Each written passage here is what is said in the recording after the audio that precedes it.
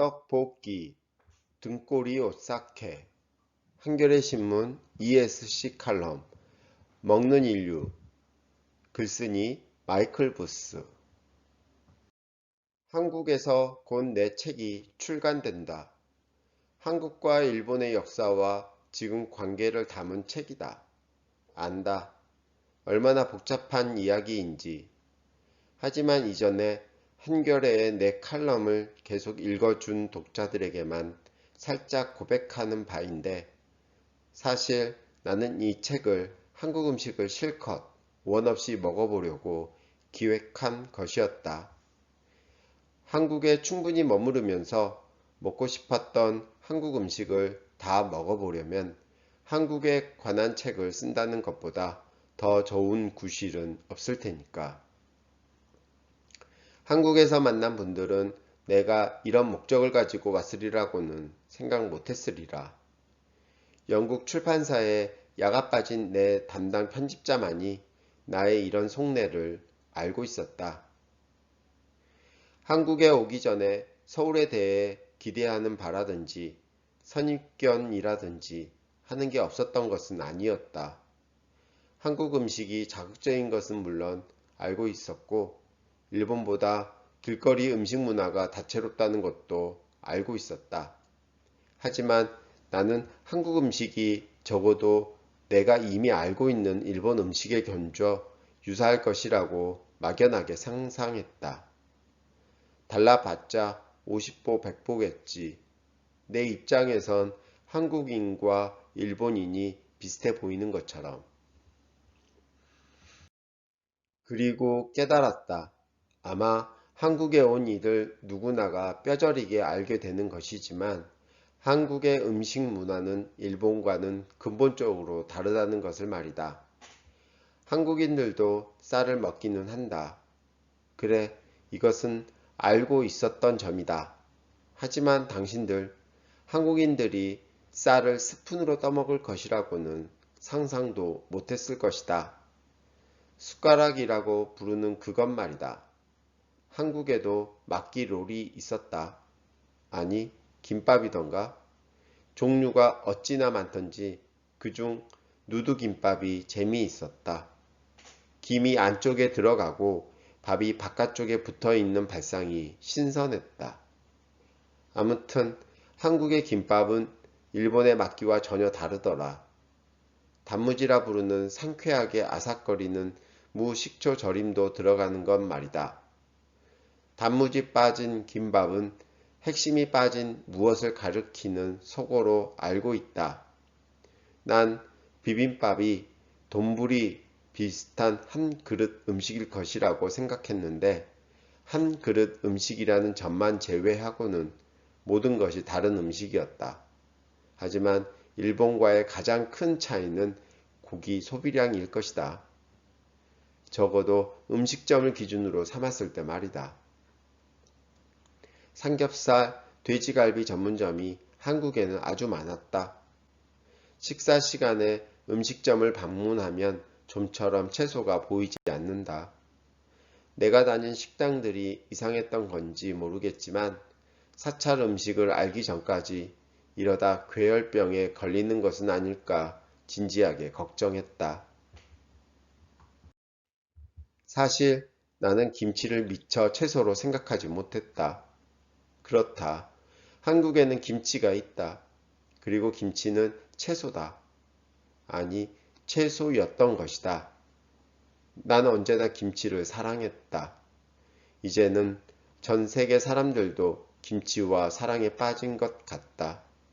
하지만 내가 한국에서 여행하는 동안 난 중독이라고 해도 좋을 정도로 푹 빠졌다. 아무리 먹어도 부족하게 느껴졌다. 한국에서는 아침 식사에도 김치, 김치전이라 부르는 피자에도 김치가 가득했다. 난 한국 속담 하나를 배웠다. 내가 틀리지 않았기를 바란다.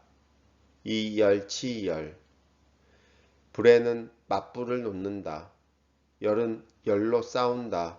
라는 뜻이라는데, 아마도 이 말은 내 추측컨대 한국의 잔인할 정도로 뜨거운 여름, 그 여름 중에서도 가장 더운 날에 전통 음식 중에서 가장 맹렬하게 뜨거운 음식을 먹으며 당신네가 잔치를 벌인다는 뜻이라고 이해했다.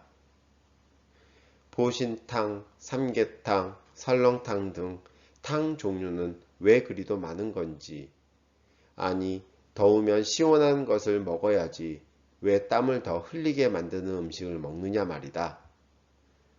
나한테 이건 말도 안 되는 모순적인 전략이긴 했지만 이 자극이 강한 음식을 먹고 나니 말도 안 되게 개운해진다는 것을 깨달았다. 김치를 퍼먹다 말고 문득 한 가지 생각이 떠올랐다. 아니, 일본의 그 수많은 전통 음식, 면 요리, 두부, 쌀, 차까지도 모두 일본에 도달하기 전에 한반도를 거쳤는데 어째서 김치는 정확하게는 자극적인 것을 좋아하는 한국인들의 입맛만큼은 어째서 대한해협을 건너지 못한 것일까? 궁금했다. 고추냉이도 뜨겁긴 하다. 산초도 입천장 피부를 벗겨낼 정도로 강하고 일본 명란젓은 매우 맵지만 이 정도가 일본에서 가장 자극적인 요리를 일부러 추린 것이다. 그렇다고 한들 김치가 주는 적당하면서도 펑키하고 발효된 고추가 주는 매운 자극과는 전혀 다르다. 특히나 각별했던 요리가 있다. 떡볶이라는 것인데 지금 생각해도 등골이 오싹하다. 난 떡볶이를 주문하면서 일본의 모찌가 떠올랐다. 모찌는 점잖고 부드럽고 사람에게 위안을 주는 음식이니까 떡볶이도 그렇겠지라고 상상했다가 새 입 먹고 말도 못할 거대한 통곡의 벽을 만나 무너지고 말았다. 너무 매웠고 너무 아팠다. 혀가 떨어져 나갈 것 같았고 머리가 지끈거렸다.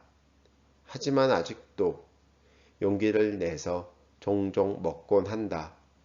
떡볶이는 욕 나오게 맛있기 때문이다. 하지만 내게 있어 가장 큰 인지 부조화를 일으킨 것은 아마도 한국인들이 나무젓가락 대신 쇠젓가락을 쓰는 것이었다. 사소한 차이처럼 보일 수 있지만 쇠젓가락은 전혀 다른 기술을 필요로 하는 것이고 나무젓가락과 비교하면 훨씬 더 많은 악력을 필요로 한다. 한국에서 집으로 돌아와서 일주일이 흘러도 쇠젓가락을 집었던 오른손이 저리더라.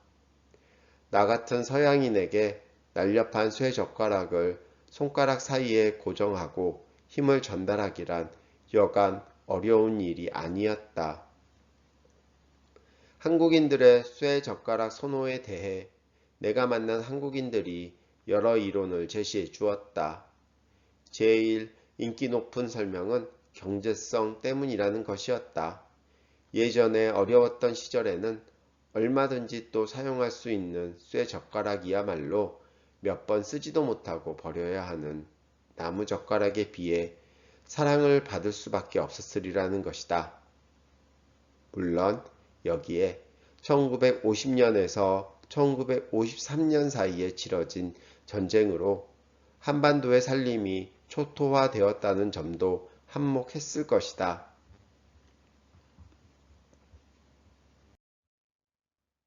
하지만 이보다 더 수세기 거슬러 올라가 한국 역사에 관하여 읽으면 읽을수록 더 많이, 더 폭넓게 독서를 할수록 내게는 위의 경제성 이론과는 다른 이론이 만들어졌다. 만약 이 땅의 모든 한국인이 식사를 하기 위해 쇠젓가락을 사용한다면 이는 곧 전체 인구가 잠재적으로 치명적인 무기를 늘 가까이에 두고 생활한다는 것을 의미한다.